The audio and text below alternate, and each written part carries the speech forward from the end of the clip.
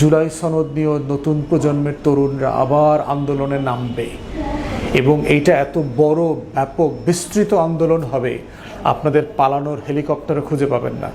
আপনাদের কিন্তু ভারত নাই, মাথায় রাখেন। আওয়ামী লীগের ল্যাসপেন্সাররা যেভাবে সীমান্তের ওপারে দৌড়ায় পালাইতে পারছে, হাসিনাকে যেভাবে ওই পারে নিয়ে গেছে, ক্ষমতার কোনো ভরকেন্দ্র আপনাদেরকে বিশ্বাস করে না আপনার বন্ধুরা, সেটা গণমাধ্যম হোক আর অন্য যে কোনো ক্ষমতার ভরকেন্দ্র হোক, ডিপ স্টেট হোক, আপনাদেরকে কিন্তু বিমানে করে সীমান্তের ওই পারে পালানোর সুযোগ করে দেওয়া হবে না।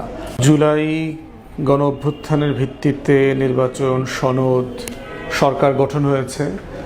এখন মনে হচ্ছে যারা সরকার গঠন করেছেন তারা কেমন যেন জুলাইকে ছোট করা, হেয় করা, অবমাননা করা এবং কোনো কোনো ক্ষেত্রে অস্বীকার করার মতো জায়গাতে তারা চলে যাচ্ছেন আর কি।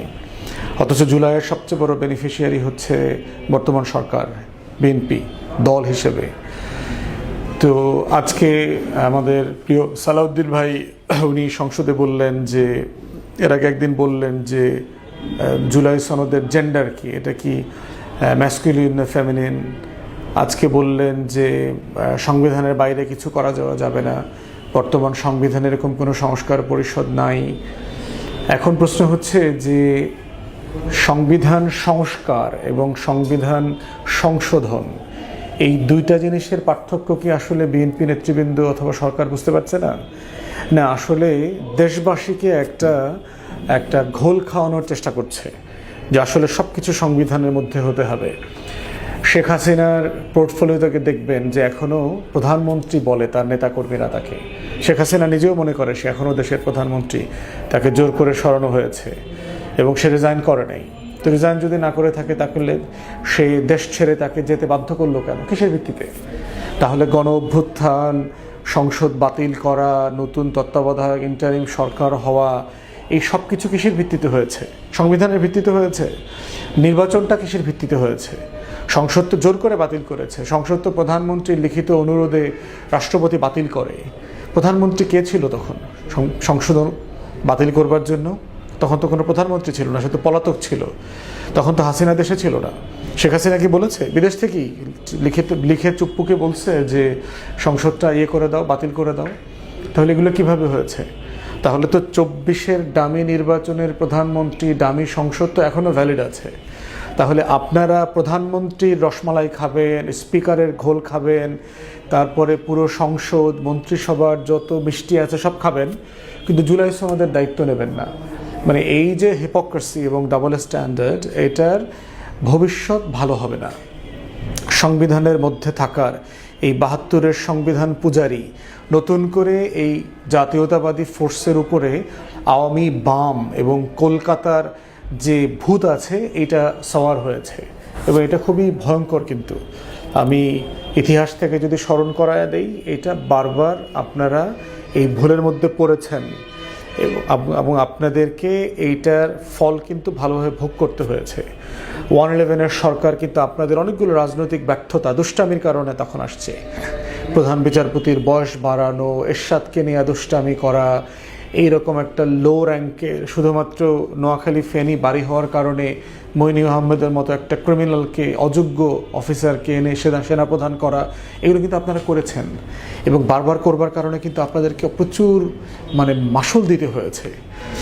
75-এর পট পরিবর্তনের সবচেয়ে বড় বেনিফিশিয়ারি হলেও এই মানুষগুলোকে আপনারা পরবর্তীতে ওন করেন নাই। ইভেন শোক প্রস্তাবে আপনারা আপনাদের স্ট্যান্ডিং কমিটির সাবেক সদস্য শহীদ সালাউদ্দিন কাদের চৌধুরীর নামটা পর্যন্ত প্রথমে উল্লেখ করেন নাই, পরবর্তীতে যদিও বলবার পরে উল্লেখ করা হয়েছে। তাহলে চিন্তা করে দেখেন, আপনারা যেই ইতিহাসের যেই ঘটনার সবচেয়ে বড় বেনিফিশিয়ারি, সেই ঘটনাগুলোকে নাই করে দেওয়া, অস্বীকার করা এবং এগুলো করবার মধ্য দিয়ে আওয়ামী লীগকে পুনর্বাসন করবার যে রাজনীতি শুরু করেছেন, সেটা আখেরে ভালো হবে না। এইটা একটা ডিফারেন্ট বাস্তবতায় আমরা বাস করছি। এবং শুধু সাম্প্রতিক অতীত থেকে দেখেন, বাংলাদেশে একটা কোটা বিরোধী আন্দোলন শুরু হয়েছে 17-18 সালের আগেই শুরু হয়েছে। সেই 13, 14, 15 সালের পর থেকে দফায় দফায় হয়েছে। 17-18-তে যখন এটা হয়েছে, এইটা কিন্তু আওয়ামী লীগ পাত্তা দেয়নি, মারধর করে শেষ করে দিতে চেয়েছে। এই পাত্তা না দেওয়ার ফলটা কি হয়েছে দেখেন। নিরাপদ সড়ক চাই আন্দোলন হয়েছে, নিরাপদ সড়ক আইন করা হয়েছে, এই দাবি দেওয়া যেগুলো ছিল সেগুলো মেনে নেওয়া হবে বলা হয়েছিল, হাসিনা সরকার মানে নাই। রেজাল্ট কী হয়েছে? প্রাইভেট বিশ্ববিদ্যালয়ে ভ্যাট বিরোধী আন্দোলন হয়েছে, সেটা তারা মানে নাই। 24 সালের কোটা বিরোধী আন্দোলন, অ্যাগেইন হাসিনা এটাকে নিয়ে হাস্যরস করা, তামসা করা, আওয়ামী লীগের এমপি মন্ত্রীরা এটা দিনে রাতে এটাকে হেয় করা, ছোট করা, এগুলোর পরিণতি কী হয়েছে? তো আজকে বিএনপির এমপি মন্ত্রীরা যেভাবে জুলাই সনদকে হেয় করছেন, ছোট করছেন, সংসদের বাইরে এমন জিনিস চেনেন না, সংস্কার পরিষদ নাই, এরকম তো অনেক কিছুই ছিল না। আপনারা এসে যে নির্বাচনে অংশগ্রহণ করলেন, কিসের ভিত্তিতে করলেন? বিএনপির এবং অন্যান্য রাজনৈতিক দলের যে প্রচুর দ্বৈত নাগরিকরা নির্বাচনে অংশগ্রহণ করলো, কিসের ভিত্তিতে করেছে? এত ঋণ খেলাপিরা নির্বাচনে অংশগ্রহণ করলো, কিসের ভিত্তিতে করেছে? অতএব বাংলাদেশে খুব বেশি আইন এবং সংবিধানের দোহাই আপনারা দেখায়েন না অ্যাটলিস্ট, কারণ আপনারাও বহুবার সংবিধান লঙ্ঘন করেছেন। মার্শাল ল কারা জারি করেছিল? 75 পরবর্তী বাস্তবতায় মার্শাল ল অ্যাডমিনিস্ট্রেটর তো শহীদ জিয়া হয়েছিলেন। মার্শাল ল করে সংবিধানে আপনারা হাত দেন নাই, আপনারা 5ম সংশোধনী বাতিল করেন নাই, 75-এর মুশতাক গভর্নমেন্ট থেকে শুরু করে একেবারে 77 সাল পর্যন্ত সব কিছু মৌকুফ, চ্যালেঞ্জ করা যাবে না, ইনডেমনিটি আপনারা দেন নাই, দিয়েছিলেন তো। তাহলে তখন এগুলো হালাল ছিল, আজকে হারাম হয়ে গেছে, এবং এগুলোকে পরবর্তীতে র্যাটিফাই করা হয়েছে না সংসদে, 79 সংসদে করা হয়েছে তো।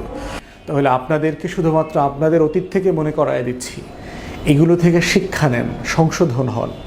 জুলাই সনদ বাস্তবায়ন হলে বিএনপির কোনো ক্ষতি নাই, বিএনপি সরকারের ক্ষতি হওয়ার মতো কোনো বাস্তবতা দেখতে পাচ্ছি না।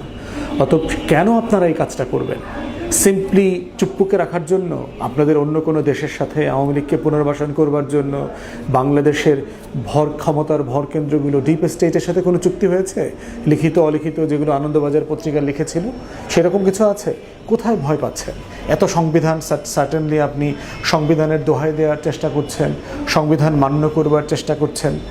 অতএব আপনাদেরকে বিনয়ের সাথে আপনাদের অতীত মনে করায় দিচ্ছি, দয়া করে ফাউল করিয়েন না, বরং আপনারা রিফর্মের প্রস্তাব যেগুলো দিয়েছেন আপনাদের 31 দফায় সংবিধান সংস্কারের মধ্য দিয়ে, সেই প্রস্তাবগুলো বাস্তবায়ন করেন এবং জনগণের জুলাই সনদের যে আকাঙ্ক্ষা সেটা বাস্তবায়ন করেন। আপনারা কিন্তু জুলাই সনদের অঙ্গীকারনামা স্বাক্ষর করেছেন, সেখানে বলা ছিল যে আপনারা এটা কোর্টে চ্যালেঞ্জ করবেন না।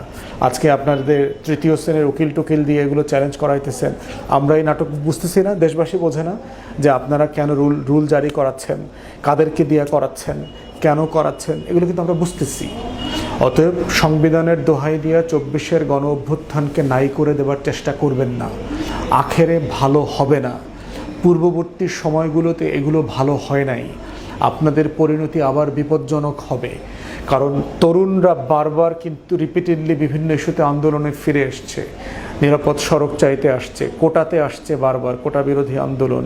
জুলাই সনদ নিয়েও নতুন প্রজন্মের তরুণরা আবার আন্দোলনে নামবে এবং এইটা এত বড়, ব্যাপক, বিস্তৃত আন্দোলন হবে, আপনাদের পালানোর হেলিকপ্টারও খুঁজে পাবেন না।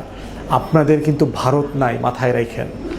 আওয়ামী লীগের ল্যাসপেন্সাররা যেভাবে সীমান্তের ওপারে দৌড়ায় পালাইতে পারছে, হাসিনাকে যেভাবে ওই পারে নিয়ে গেছে, ক্ষমতার কোনো ভরকেন্দ্র আপনাদেরকে বিশ্বাস করে না আপনার বন্ধুরা, সেটা গণমাধ্যম হোক আর অন্য যে কোনো ক্ষমতার ভরকেন্দ্র হোক, ডিপ স্টেট হোক, আপনাদেরকে কিন্তু বিমানে করে সীমান্তের ওই পারে পালানোর সুযোগ করে দেওয়া হবে না। আপনারা চাইলেও লেন্দুবদুর্জি শেখ হাসিনার মতো বিশ্বস্ত হইতে পারবেন না, আপনারা দালাই লামা হইতে পারবেন না। অতএব এই বাস্তবতাগুলো মনে রাখেন আপনারা। অতএব জনগণের আকাঙ্ক্ষা, 24-এর গণ অভ্যুত্থান, শত শত শহীদের রক্তে আখরে যে লেখা যে জুলাই সনদ, সেটাকে নিয়ে ছিনিমিনি খেলবেন না দয়া করে। সংস্কার এবং ওই সংশোধন, এই দুইটার মারপেচে আমাদের ফেলবেন না। আমরা 142ও বুঝি, 152ও বুঝি, রিফর্মও বুঝি, আর্টিকেল 7ও বুঝি। উইল অফ দ্য পিপল, জনগণের সুপ্রিম সর্বোচ্চ অভিপ্রায় কী সেটাও আমরা বুঝি। অতএব এই প্রত্যেকটা বুঝের জায়গাকে রেসপেক্ট করেন ফর গডস সেক। আপনারা ল্যান্ডস্লাইড মেজরিটি দিয়ে ব্রুটালি সব কিছু করতে যায়েন না।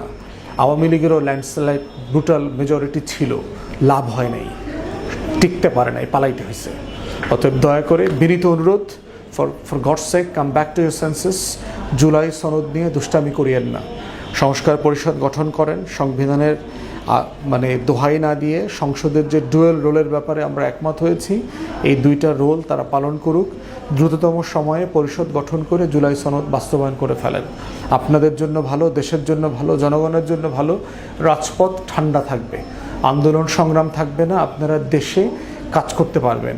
কৃষি কার্ড, ওই কৃষি লোন মৌকুফ করা, ইমাম মুয়াজ্জিনদেরকে ভাতা দেয়া, তারপরে হচ্ছে ফ্যামিলি কার্ড দেওয়া, এগুলো বিতরণ করেন। এগুলো ভালো কাজ, এগুলো করতে পারবেন শান্তিতে, লুটপাট করা ছাড়া।